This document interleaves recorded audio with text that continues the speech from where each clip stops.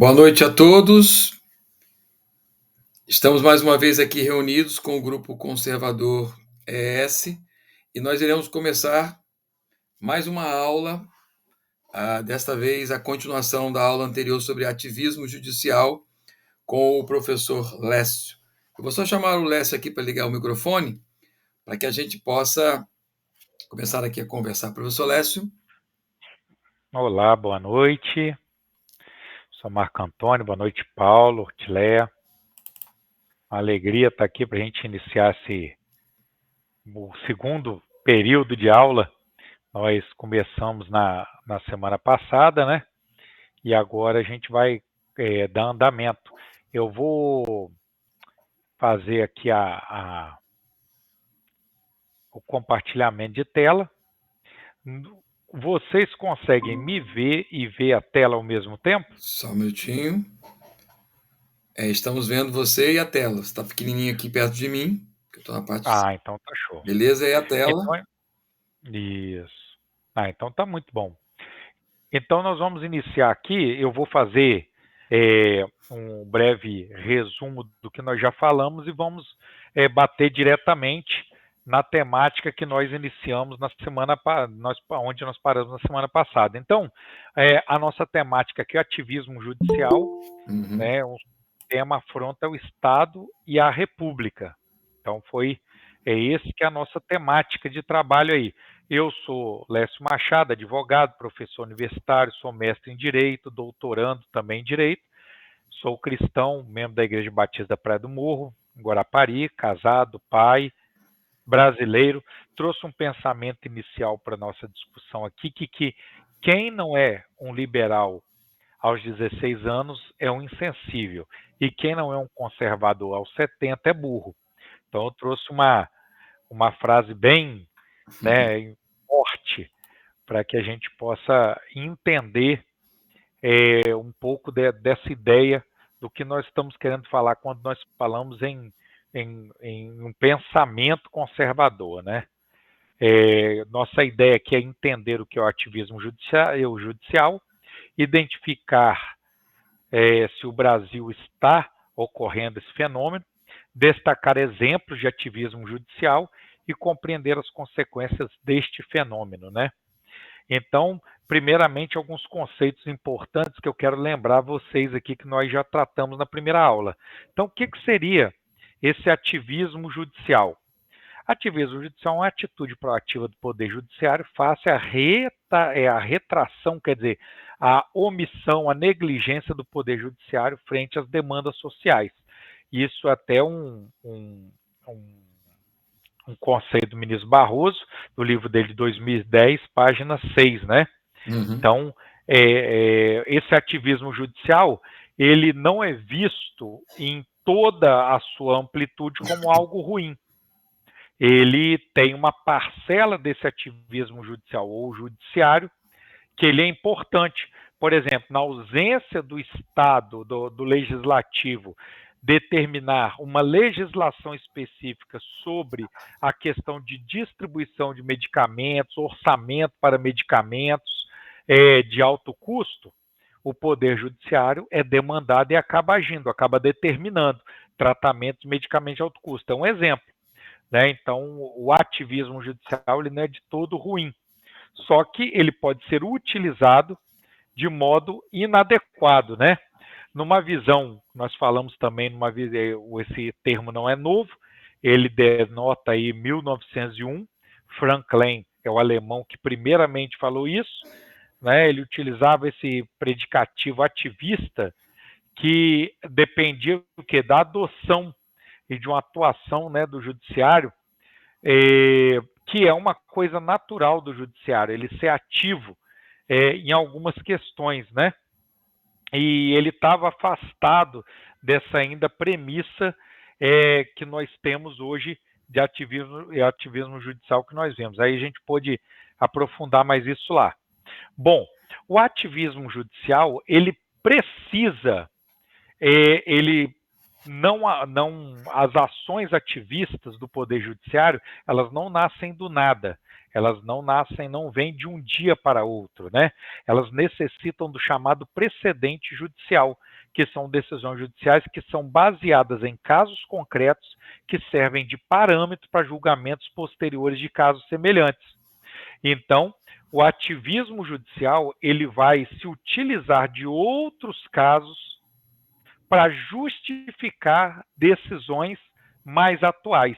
Então, por exemplo, ele pode se utilizar por exemplo, uma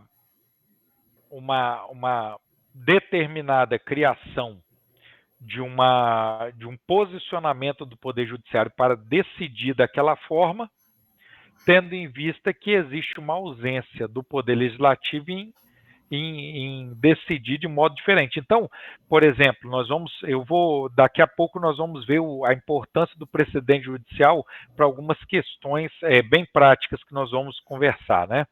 E hoje, eu acho que o termo mais adequado para a atividade que nós estamos observando hoje, e talvez tenha sido assim, o Elon Musk ajudou a gente nesse momento, que nós estamos vivendo no momento da gravação dessa aula, né?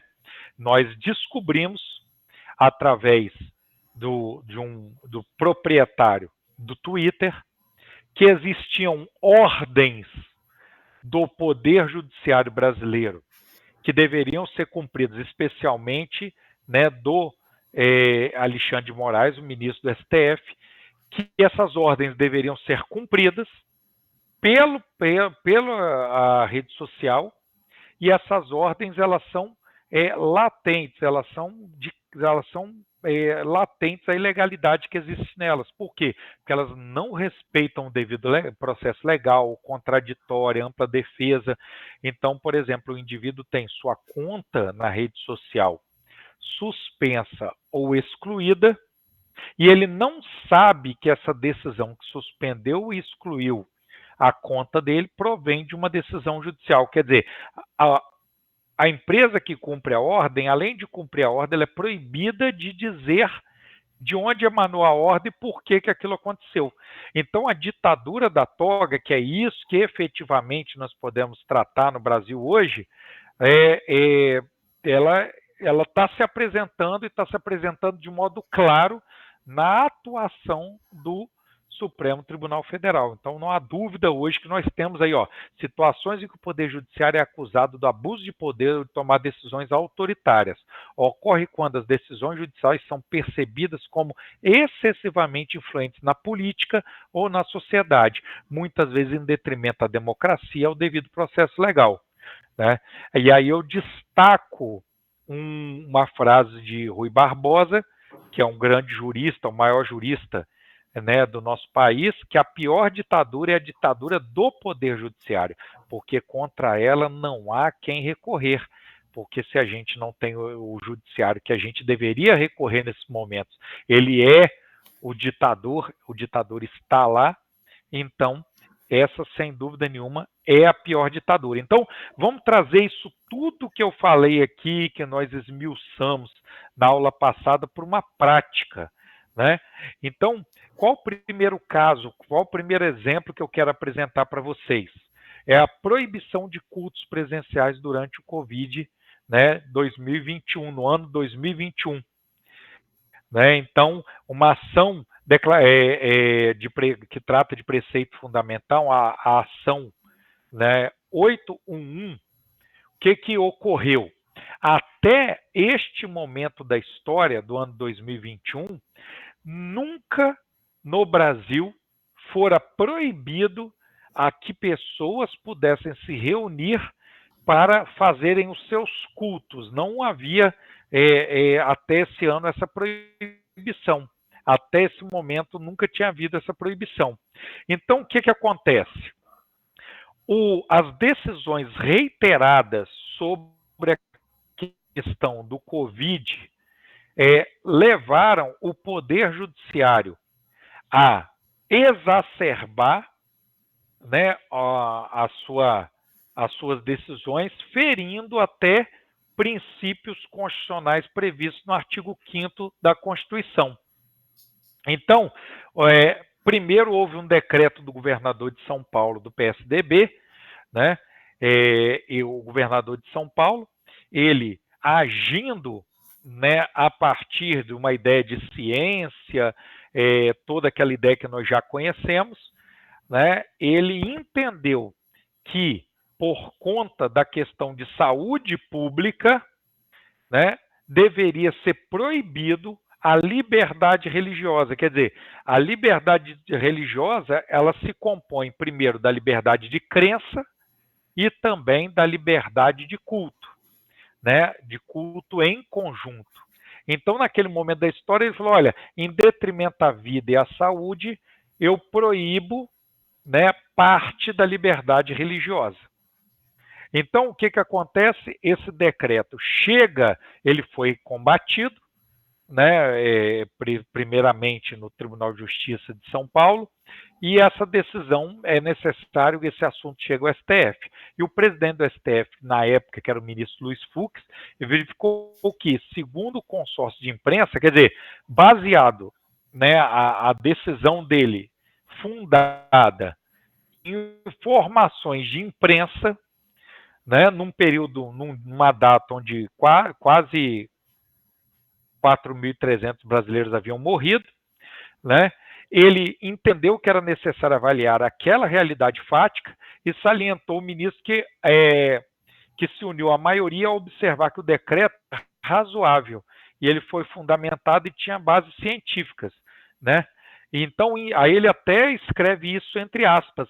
Este é o momento que nós vamos fazer deferência à ciência, como se ciência e liberdade religiosa fossem coisas antagônicas.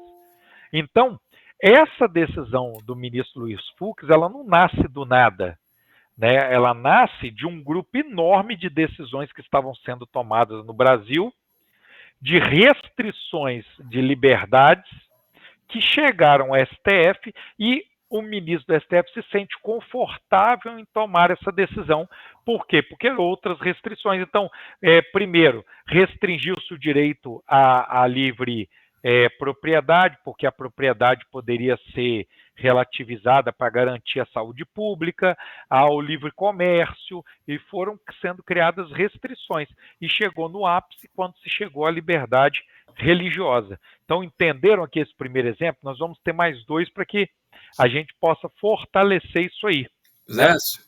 Oi. Me permita uma consideração. Eu acompanhei na época, então, alguns votos. Eu posso estar enganado, mas o senhor Gilmar Mendes, o ministro, ele disse que daria para fazer um culto sem a presença das pessoas, e o culto online.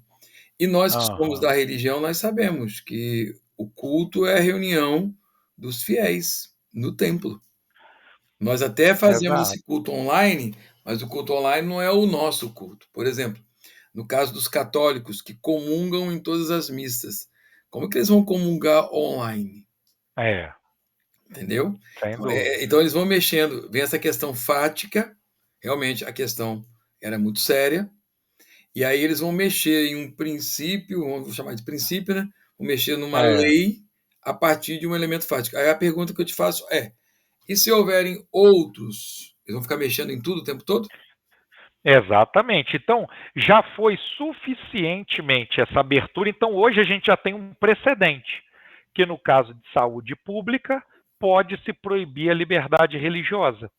Quer dizer, até esse momento da nossa história, nem a guerra impediu a liberdade religiosa. Não teve nenhuma guerra que fora proibido, né, o culto religioso. Nenhuma das outras crises ou períodos de doença impediu o culto religioso. Mas, nesse caso, houve aí o ataque à liberdade religiosa. Quer dizer, o problema é que as pessoas entendem que o Estado deve se envolver em assuntos que são pessoais. Então, isso é aquele exemplo da lei do sal. Olha, é proibido colocar um pote de sal sobre a mesa porque o Estado entende importante tratar da sua saúde. Quando nós deixamos a nossa liberdade de colocar sal ou não no nosso prato do jeito que a gente quiser, a hora que a gente quiser, a gente começa a abrir mão de pequenas liberdades. E essas pequenas liberdades vão se tornar precedentes para que o Poder Judiciário, através dessa atitude ativista, e a gente já sabe agora que existe um ápice, que é a ditadura da toga, ela começa a restringir. Então, em detrimento a uma ideia de se proibir a exposição de mentiras na rede social, nós vamos fazer o quê? Nós vamos tirar das pessoas a liberdade de expressão. Então, agora, eu munido da capacidade de entender o que é verdade, o que é mentira, eu começo a me utilizar de decisões que são contrárias à lei, porque contrariar a lei nesse momento é menos importante do que garantir a liberdade, do que garantir a existência de uma verdade. Então, isso é muito sério, né? Então, se essa atuação for aceita, nós vamos ter um novo precedente. Então, aquilo que começou na rede social pode se voltar para o jornalismo, pode se voltar para os cultos. Você imagina um pastor que recebe uma decisão judicial de um juiz da sua comarca, dizendo a ele: olha, pastor, você está proibido de falar isso no seu culto.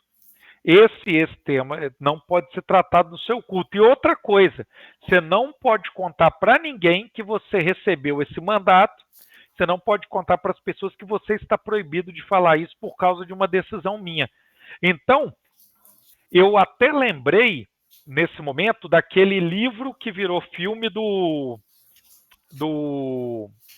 oh meu Deus, Franz Kafka, né? O Processo. O Processo. O cara está em casa, ele acorda, chegam 2 policiais e falam para ele: olha, você está sendo processado. Ele: pelo quê? Ele: a gente não pode falar. Mas eu posso trabalhar? Não, você não pode trabalhar. Você pode trabalhar, mas lá no trabalho você não pode falar sobre o seu caso. Mas eu posso conversar com alguém sobre o meu caso? Não pode conversar sobre o seu caso com ninguém. Né? Então, é exatamente aquilo ali que nós visualizamos ocorrendo no Brasil hoje, tendo como exemplo esse caso do Elon Musk. Então, imagina o que está acontecendo. Se isso aconteceu no Twitter, imagina o que está acontecendo no Facebook, no Instagram, né, e em outras redes sociais. Até deve no estar Uber. acontecendo também. Hã? Até Uber e aquela que pede comida também. O iFood, né? Você imagina. Então, isso deve estar acontecendo em outros âmbitos do direito também. Bom, Professor, o nosso segundo exemplo é... Oi. um detalhe. Queria saudar as pessoas que entraram durante o início da aula, tá bom? Boa noite a vocês e dizer a todos, caso queira fazer uma perguntinha, ou clica na mãozinha que nós temos aqui, ou abre o microfone e fala com o professor Lécio. Assim que ele terminar um raciocínio. Isso aí. Tá bom, professor? Marco Antônio, você vigia a mãozinha aí. Deixa Você comigo. vigia e Pode vai vigiando dando a tudo. palavra, tá bom? Tá bom. Sim. Bom, outro exemplo é a autorização para aborto até 12 semanas de gestação. Isso foi uma decisão, né, de um dos ministros. Essa situação ainda não está resolvida, tá? Mas ela está bem adiantada no sentido da autorização do aborto, mas a ministra Rosa Weber entendeu, por algum motivo maravilhoso, não sei, iluminado, que eu não sei explicar, mesmo lendo a transcrição do voto dela, você não consegue chegar com certeza num período de 12 meses de semanas de gestação. Mas o que acontece? O Partido Socialista e Liberdade, né, o nosso PSOL, entrou com uma ação, né, uma ação de autoria do PSOL, que também é uma DPF 442, e a tese central dessa ação é que as democracias constitucionais, elas são laicas, né? O que eles chamam de laico isso aí? Isto é, aquela que o ordenamento jurídico neutro garante a liberdade de consciência e crença, que é um marco do pluralismo razoável. Então, eles alegam, né, que o direito o aborto é um direito, e o Estado brasileiro, por ele ser laico, não deve ter como base nas suas decisões, na sua legislação, a crença como meio, ou as religiões pudessem influenciar nisso aí. Né? Então, isso é um grande engano, e nós que somos conservadores, nós temos que estar preparados para esse tipo de discurso, né? Para desmontar esse discurso. Por quê? Porque a religião, né, é uma ciência. Né? Nós temos a política como ciência, nós temos a ciência política, e nós temos a religião também como uma ciência. Né? Nós temos doutrinadores que doutrinam sobre teologia, nós temos teorias sobre a questão teológica e religiosa dos outros de todos os níveis. Então, o que diferencia uma crença numa determinada teoria científica que não pode ser efetivamente provada, como, por exemplo, a teoria do evolucionismo? Ela não pode ser provada de fato. Nenhum cientista até hoje pegou um ser numa determinada condição mais simples e transformou esse ser numa condição mais elaborada. Então, quer dizer, o evolucionismo nunca foi provado empiricamente. Ele é provado a partir de quê? Ele é uma tese que foi criada a partir da observação de fenômenos da natureza. Então, as teses que nascem da religião, elas são teses que também não podem ser provadas, mas elas nascem de quê? Da observação de fenômenos, alguns naturais, outros não naturais. Né? Então, quando alguém fala assim, olha, esse assunto aqui ele não pode envolver religião, nós já estamos falando aqui de um discurso que segrega um grupo de pessoas. Então, todo discurso que segrega um grupo de pessoas, todo discurso que fala assim, olha, para garantir uma liberdade, esse grupo aqui não deve se posicionar. Então, nós estamos aí tratando já de um problema. Nós já temos aí uma contrariedade à própria palavra liberdade. Quer dizer, todos devem ser ouvidos. Né? Agora, nem todos, mesmo sendo ouvidos, serão contemplados por uma decisão.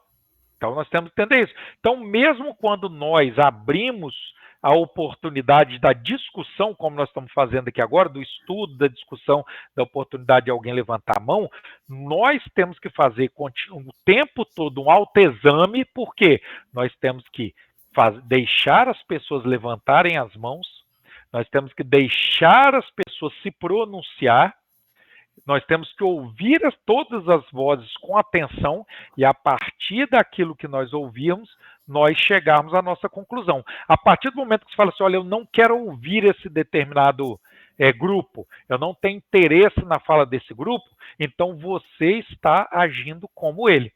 Tá? Então, o pessoal, né, ele é um grupo que age dessa forma. Olha, nós entramos aqui com uma ação, o Estado brasileiro é laico, e pelo Estado brasileiro ser laico, essa parte aí de ouvir os religiosos, ouvir aquelas pessoas que, não, vamos tirar a voz dessas pessoas, o que vale é o que está escrito na ciência.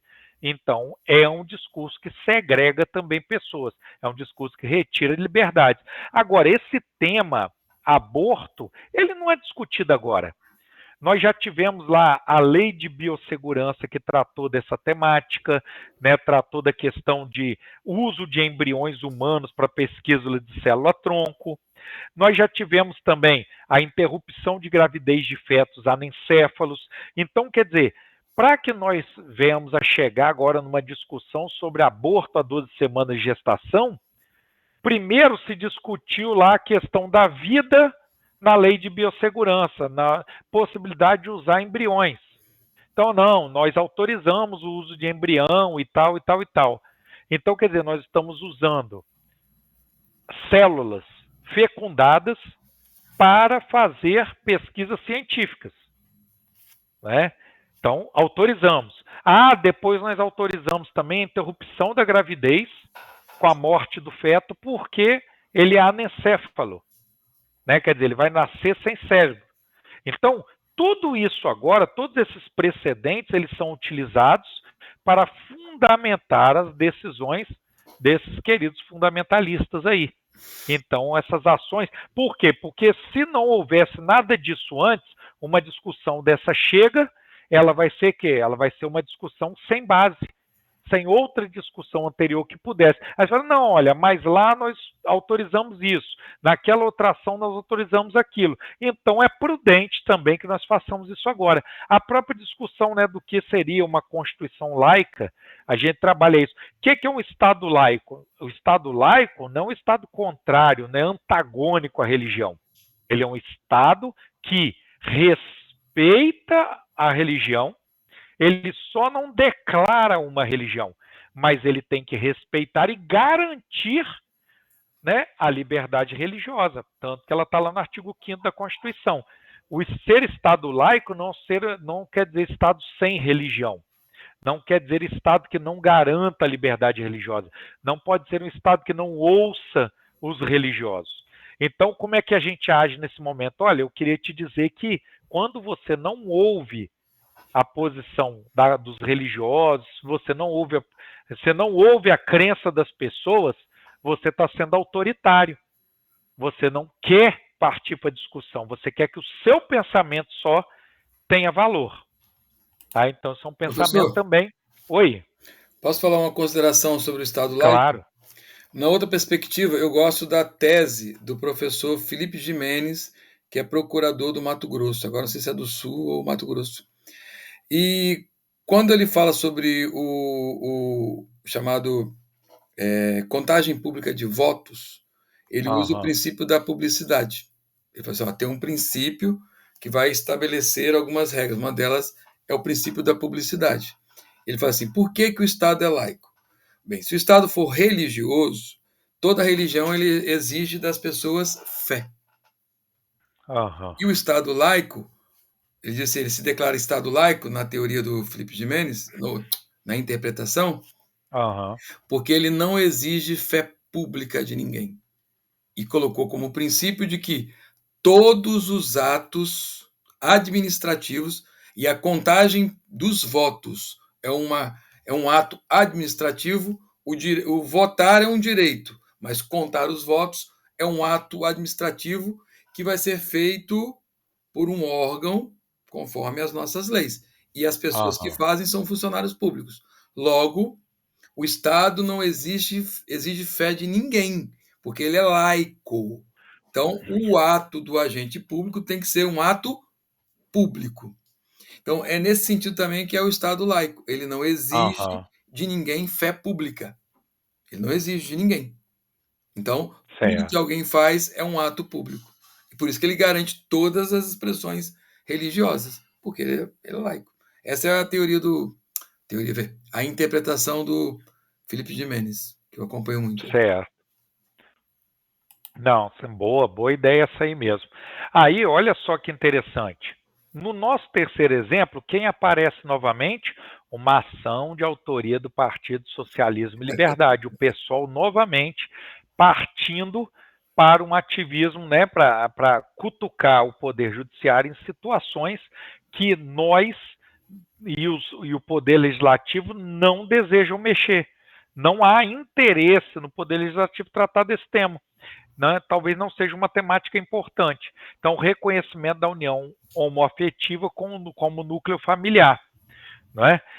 A nossa legislação brasileira, Constituição Federal, tanto a Constituição Federal de 88, quanto o Código Civil anterior a 2002 e o Código Civil de 2002, tudo isso, toda essa legislação, ela era interpretada a partir do pensamento do legislador daquele período. E olha só que nós estamos falando de 1980, nossa Constituição, né?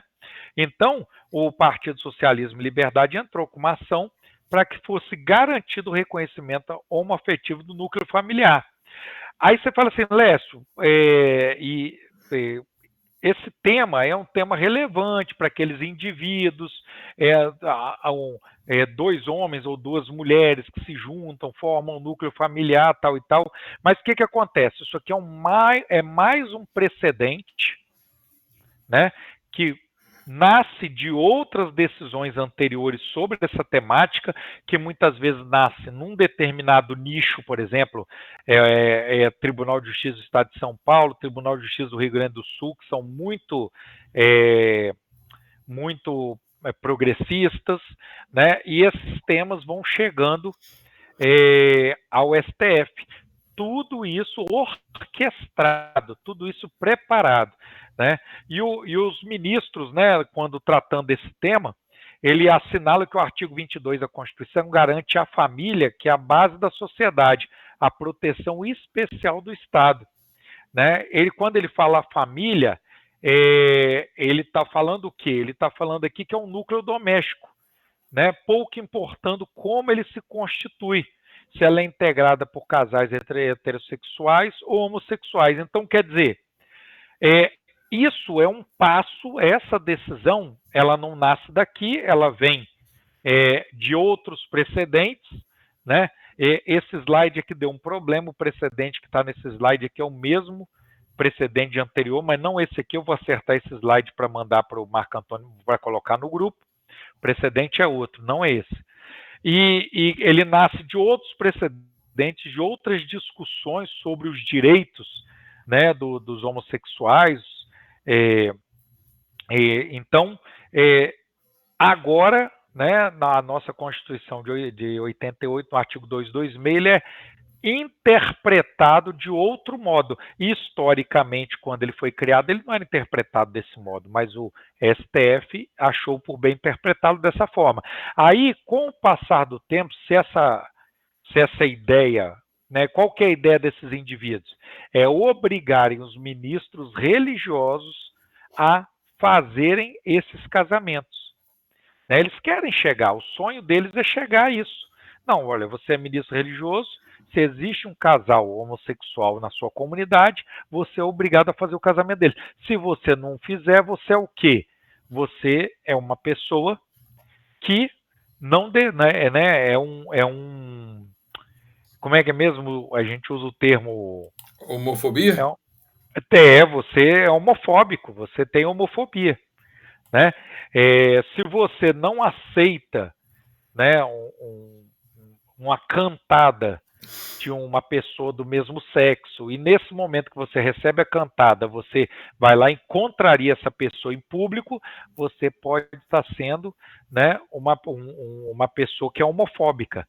Então isso é muito sério. Então esses precedentes vão sendo criados, eles primeiro modificam o judiciário, são obrigados muitas vezes a modificar a lei, e nós temos aqui o ativismo judicial, criando aqui situações onde as pessoas, muitas vezes, a maioria acaba tendo suas garantias diminuídas por conta da garantia de uma pauta de uma minoria. Aí eu coloquei outros exemplos aqui para vocês, muito interessantes, que é a questão, a chavezinha e a casinha ali, para lembrar das decisões contra a propriedade particular. Então, a propriedade privada ou propriedade particular é um dos pontos fundamentais do conservadorismo. Nós, conservadores, nós temos a propriedade privada como um fundamento, como uma base, como um princípio do da nossa própria existência, da nossa própria família. Neste ambiente, na nossa propriedade, onde a nossa família é resguardada. E outra coisa, é essa nossa propriedade que vai ser passada de pai para filho. Né? O Marco Antônio ele fala muito isso. Primeiro nós trabalhamos nossa casa, nossa propriedade, nós defendemos a nossa propriedade. E qual é a forma mais adequada de nós defendermos a nossa propriedade? Com o uso de armas. Né? Então, se você começa a criar decisões judiciais que relativizam seu direito à propriedade, e tomem cuidado, toda vez que vocês ouvirem essa palavra, função social da propriedade, função social disso, função social daquilo, vocês tomem cuidado. É o pensamento progressista chegando aí com força total. Ah, não, essa propriedade é sua, está na sua família há anos, mas nós precisamos dela. Você não tem direito a ela, né? Então, essa propriedade privada sua aí, ela vai ser objeto de ingresso de pessoas da saúde, porque a gente tem que ver se tem potinhos com água no seu quintal. E aí eles ingressam na sua casa, colocam um adesivo atrás da sua porta dizendo que fiscalizaram a sua casa, autorizam a entrada policial com mandados genéricos, né? Mandados judiciais genéricos para entrar na sua casa.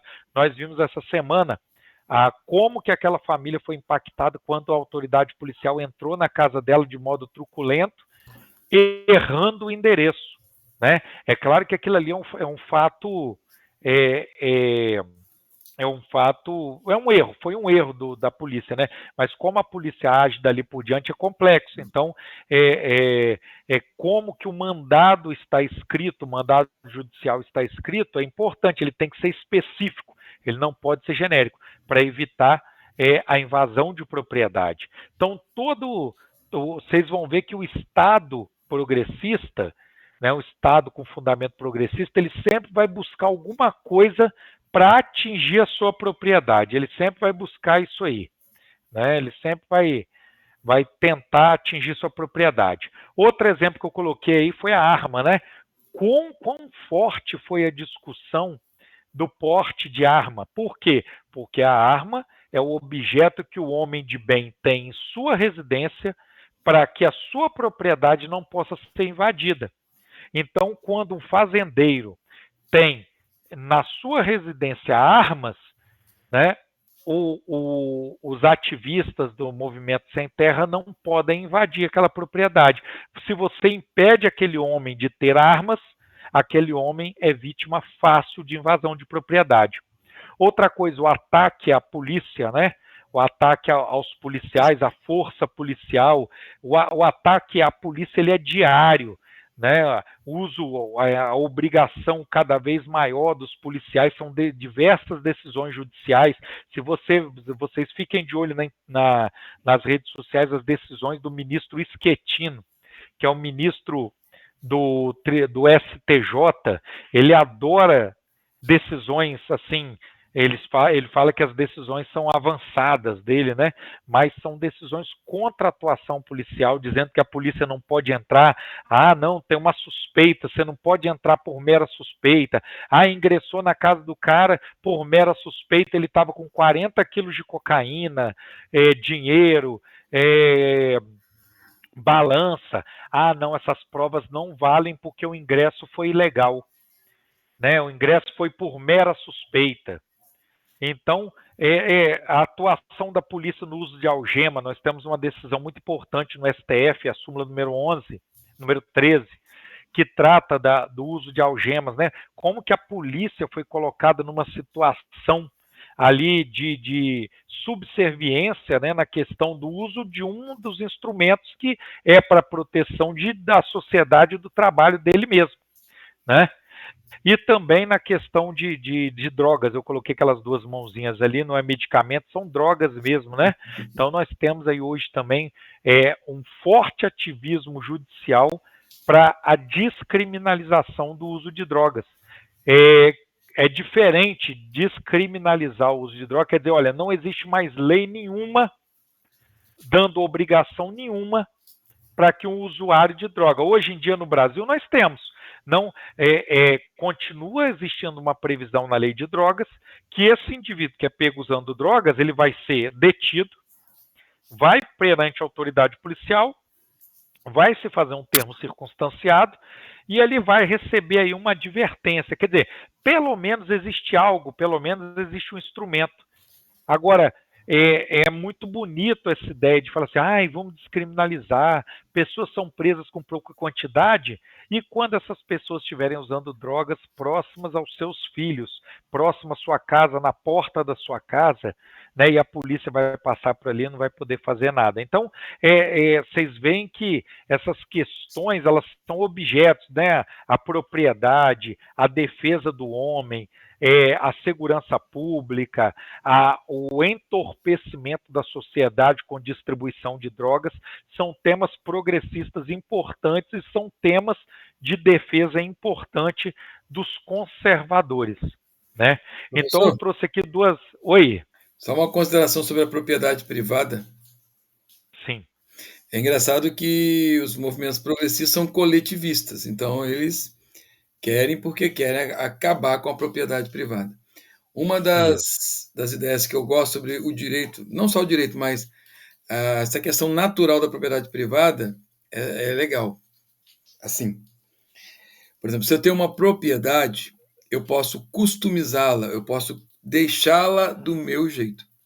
Por exemplo, no meu caso, que sou um homem religioso, se eu tenho uma propriedade, e mesmo se lá fora todas as igrejas sejam fechadas, por exemplo, fecharam todos os templos, mas eles permitiram a garantia da propriedade privada e a minha liberdade na minha propriedade privada, eu posso, nesta propriedade que é minha, manter a minha religiosidade. Uhum. Manter o culto como ele é. Mas se não tem propriedade privada, acabar com os templos é a coisa muito mais simples que tem. Uhum. Então, por que os progressistas / socialistas comunistas odeiam a propriedade privada? Porque na minha propriedade eu posso fazê-la do meu jeito. E no nosso caso, que somos cristãos conservadores, do jeito do nosso Deus. Isso. Não tem propriedade privada, acabou. Vai ser como o Estado, Leviatã, quer que seja. Essa é uma ideia. É. E uma curiosidade sobre a questão da polícia é que você viu hoje na imprensa, está muito no Instagram também, o Nando Reis, que pregou e prega nos shows dele o fim da polícia militar, foi assaltado acho que ontem, e adivinha quem que ele acionou? Ah, Não chamou o é isso Batman. aí. Ah, não chamou? É isso aí, né?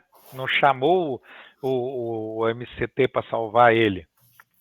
Mas de fato, isso é muito sério e uma das grandes, um dos grandes tabus de discussão hoje no Brasil é o homeschooling, né? Que eles não querem, eles são assim, totalmente, todas aquelas pessoas que flertam com o comunismo, eles são totalmente contra, eles né, entendem que o Estado que tem que dar o ensino, ou quando o ensino é privado, o Estado que tem que regular o ensino, né? Então, eles pretendem manter todas as crianças né, nessa educação como ela está hoje, né, para que elas possam efetivamente ser doutrinadas, né? Aonde as crianças podem... Então, você imagina, propriedade privada, homeschooling, defesa, né? Então, quer dizer, isso tudo é muito forte contra a atuação pura e simples do Estado, te fazendo, te doutrinando. Porque a ideia do homeschooling não é você pegar seu filho e ensinar em casa. Ah, não, meu filho vai ser ensinado dentro de casa, eu não aceito que que ele não vá na escola. O medo não é esse.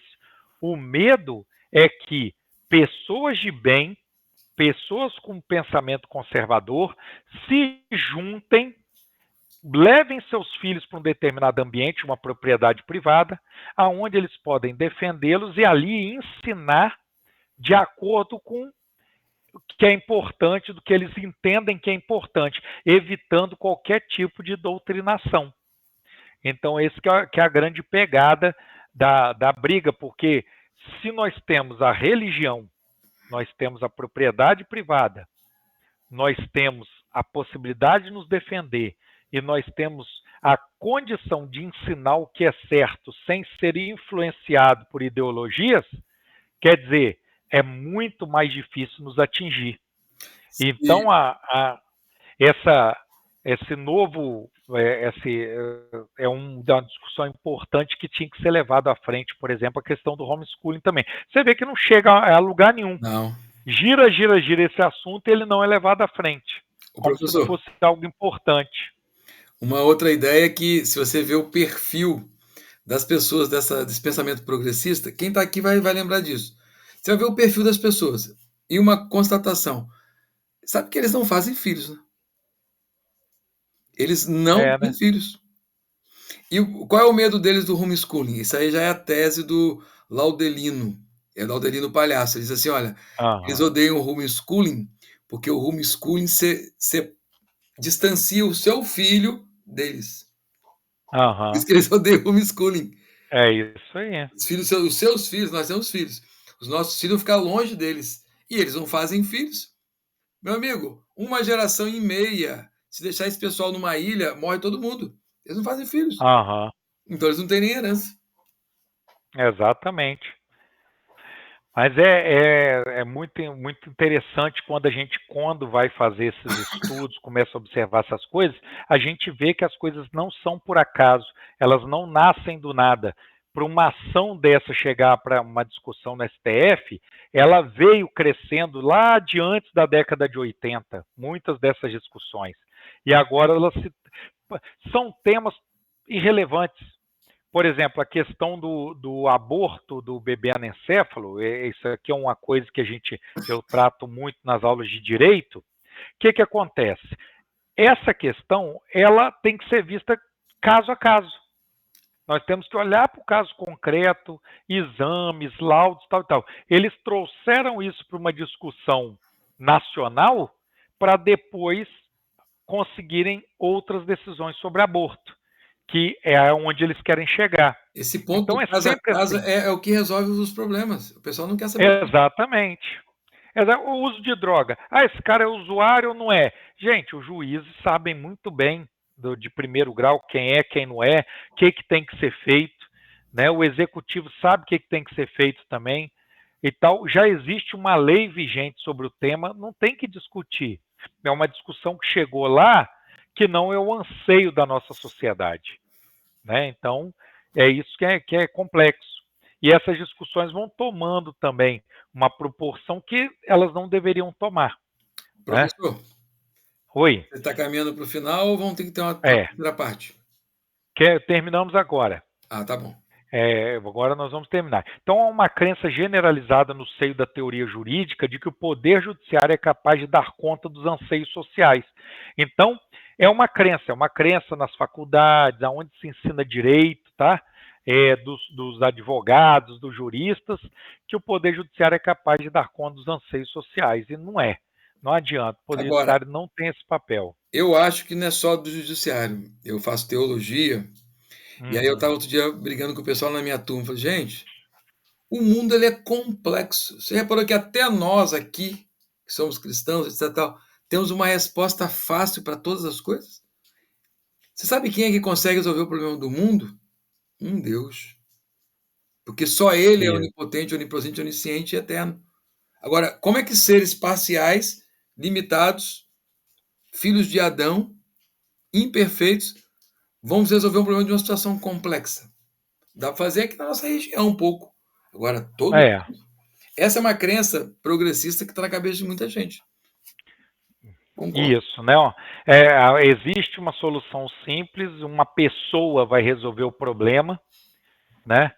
Então existe na cabeça deles que é um humano, ou é o Estado, né? É o grande Leviatã, é o Estado que vai resolver o problema. Né? Que o problema é só entregar na mão do Estado.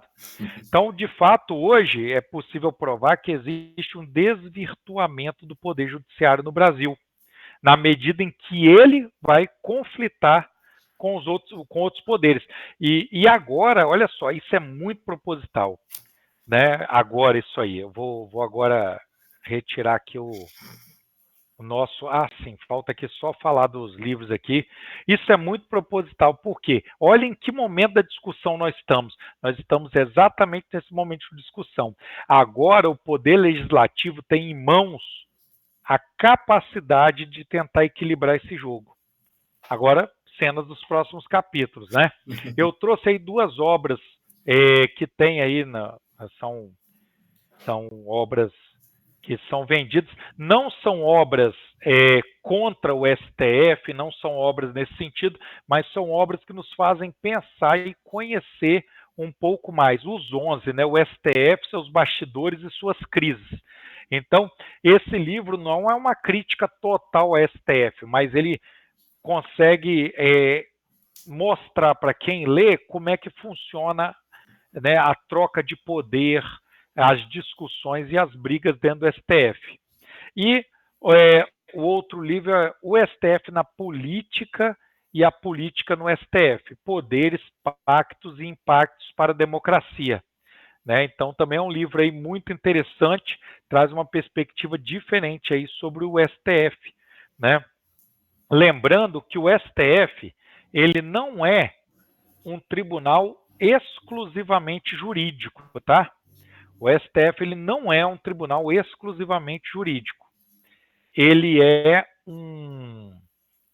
ele faz parte, tá, de um sistema também político, econômico, social. Uma decisão do STF nunca vai ser uma decisão básica, estritamente jurídica, tá? Então isso é uma coisa que a gente tem que sempre pensar. O STF ele não foi formulado para tomar decisões exclusivamente jurídicas. A formulação dele é para atender determinados objetivos.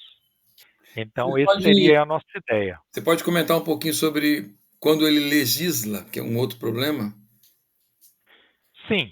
Nós temos um caso padrão hoje, que é uma briga da OAB. O que acontece?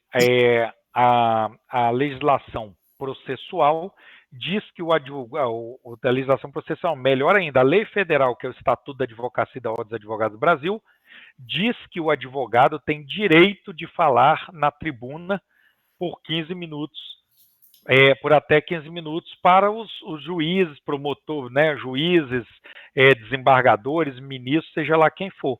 Aí veio o regimento interno do STF e falou que no caso de agravo não há direito à fala dos advogados no agravo. Então hoje já existe um embate entre os advogados que militam com força no STF e no TRE e os ministros, principalmente com foco em Alexandre de Moraes, que defende isso, diminuindo aquilo que está na lei. Então a lei federal ela está acima do regimento interno do STF.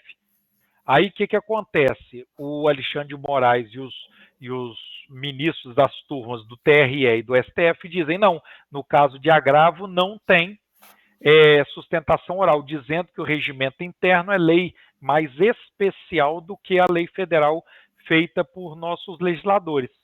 Então isso é um absurdo. Aí, tanto que está tramitando agora com urgência uma emenda constitucional para deixar isso claro. E no caso também, quando eles estavam decidindo sobre a questão da quantidade de drogas que estavam com a pessoa, quando eles vão determinar uma quantidade, eu não sei quantas que era, 60 gramas, não sei. 40 gramas. 40? Então isso não é legislar quando eles determinam? Isso, quando eles determinam que o aborto até 12 semanas, né, de onde que eles tiraram? Se eles falam que é assim, eles estão legislando. Eles não estão descendo. Primeiro, que o aborto é proibido no Brasil, a não ser nos casos que estão previstos no artigo 128 do Código Penal. Já está legislado, já está definido. Eles não têm que falar sobre isso. Entendeu? Mas eles, mesmo assim, eles querem criar uma regra mais especial do que está previsto em lei. Se o Congresso Nacional não quer tratar desse tema, ele não deve ser tratado e pronto. Né? Feito. E a ideia sempre é essa. Não, olha, a gente entende que a legislação é essa, está posta aí, pronto, o aborto está resolvido, a questão do aborto. A questão de drogas, o que é, o que não é droga. Olha, o uso de drogas é crime no Brasil, está lá. Ele é punido com o quê? Com advertência. Né? O cara, ele vai ser preso? Não vai ser preso, mas tem lá a determinação legal para isso. Né? Olha, ficou determinado, o juiz daquela causa observou que é o caso de uso, vai aplicar a medida que está prevista na lei Agora, adequada. olha o argumento do Luiz Roberto Barroso, um jovem que foi pego, aí não vai ser preso. Ah, sim, mas vai constar lá nos antecedentes dele. Quando ele for arrumar um emprego, isso vai atrapalhar. Olha o argumento. E o cara é É juiz um. É. supremo, meu Deus do céu. Não tem jeito. E outra coisa, a quantidade de 40 gramas, você vê que demonstra um desconhecimento deles do que é 40 gramas, do que quantidade é essa, do que dá para fazer com droga com 40 gramas de cocaína. E o que dá para fazer com 40 gramas de maconha é uma quantidade assim mesmo. Por quê? Porque é uma erva leve e está desidratada. Então você imagina, o cara, 40 gramas. Cocaína, 40 gramas, um pino de cocaína tem 5 gramas. Então olha quantos pinos de cocaína você faz. Né? É um absurdo. Então, e outra coisa, se a cocaína está pura e for 40 gramas, você faz 1 quilo de droga para vender. Meu Deus. Tá? Porque joga maisena, joga lá o que Não, for, bicarbonato. Né? Então, é um desconhecimento querer. Né? Agora, o juiz de direito pegou o menino está com baseado, estava fumando com os colegas. Tá claro que ele é usuário, não se discute isso. Agora, não incriminá-lo por isso? Não, ele vai ser incriminado, na medida do que prevê hoje a lei de drogas. Entendeu? Então, aí nós temos que entender isso, nós temos que conhecer essas temáticas, porque quando às vezes quer se discutir essa temática, hoje lá na faculdade onde eu leciono, eu bato muito nisso, eu falo assim, gente, vocês estão fazendo TCC, nós estamos na faculdade de Direito, vamos trabalhar temas importantes. Só se fala nessa temática, homoafetivo, aborto, nos TCCs. Eu falo com a gente, vamos procurar outras coisas, que só existe isso de relevante no direito. Você vê que o povo está com a cabeça, assim, parece que o miolo é mole, sabe? E aí, quando eu começo a falar, olha, essa discussão do aborto, isso aí é relevante? É relevante. Qual porcentagem da população isso é relevante? Para quê? Entendeu? Em que sentido? Existem temas mais relevantes do direito para ser discutir, coisas melhores, problemáticas melhores para serem tratadas. Aí eles ficam chateados comigo, né? Porque a galera quer discutir essa temática aí. Perfeito. Hoje, na minha aula com a turma do 9º ano, eu explicava para eles sobre a Constituição de 1891, né, a primeira republicana, e eu falei assim, vou explicar por que o legislativo e, em certa medida, o executivo faz leis. Um faz lei que é temporária, o outro faz lei definitiva, porque eles têm voto. Aí eu perguntei para eles assim, sabe o que é um voto? O voto é uma procuração que você escreve. Por exemplo, o deputado Lécio, eu vou votar nele. Então, deputado Lécio, fez uma procuração para você decidir, debater, deliberar em meu nome. Aí eu falei assim, lembre-se de uma coisa, eu sei que você é novo, o juiz não tem voto. Então ele não legisla. Isso é o básico de quem elaborou a Constituição de 88. Não tem voto, não legisla. Difícil é convencer o Barroso disso, né? Exatamente. É muito difícil. Alguém mais então, Desculpa. Alguém quer perguntar, falar alguma coisa? Vocês estão quietinhos? Eu debato mesmo. Eu acho que não. Hoje eu acho que eles estão calmos. Professor, Sim. meu querido amigo, irmão, só tenho que te agradecer. Ruth e Leia, tem que ligar o microfone. Não, tá muito boa aí a explicação, a gente vai ouvindo e aí a gente vai exatamente vendo o que está acontecendo, então isso é muito interessante. A aula fica, assim, bem interessante e porque está acontecendo. E a gente fica analisando, né? Eu não sei nada de leis, né? Sou muito leiga. Mas conforme a gente vai vendo e ouvindo aqui, aí a gente vai assimilando e está sendo muito bom. Estou gostando bastante mesmo. Obrigada aí. Obrigado. O importante é que tem a ver com a nossa vida. A gente não presta atenção nisso. Exatamente. O professor isso aí. com uma ideia técnica, explicando tecnicamente pelo direito, mas terminou como? falando de coisas que são da nossa vida. A realidade, né? E muito atual, né? E muito atual. Exato. Agora, como que se resolve essa questão, né, hoje no Brasil?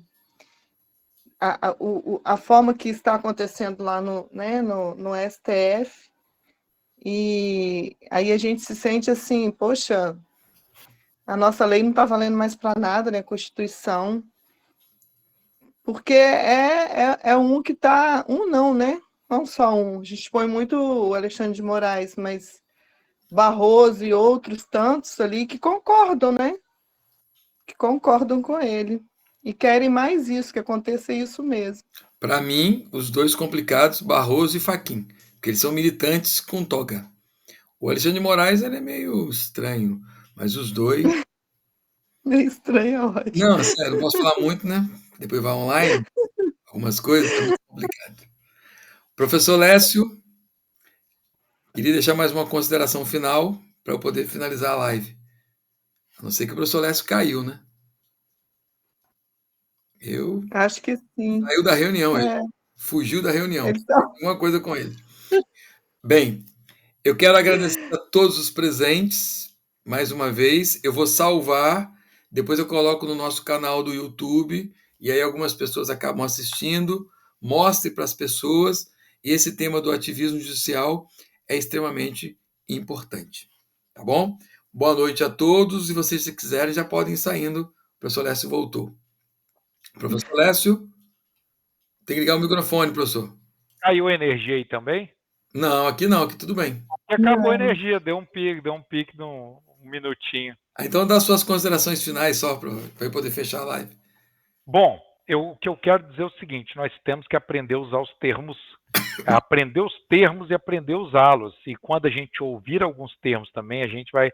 Né, esse termo ditadura da toga é um termo que a gente tem que expandir ele. Olha, o que nós estamos vendo? Nós estamos vendo a ditadura da toga.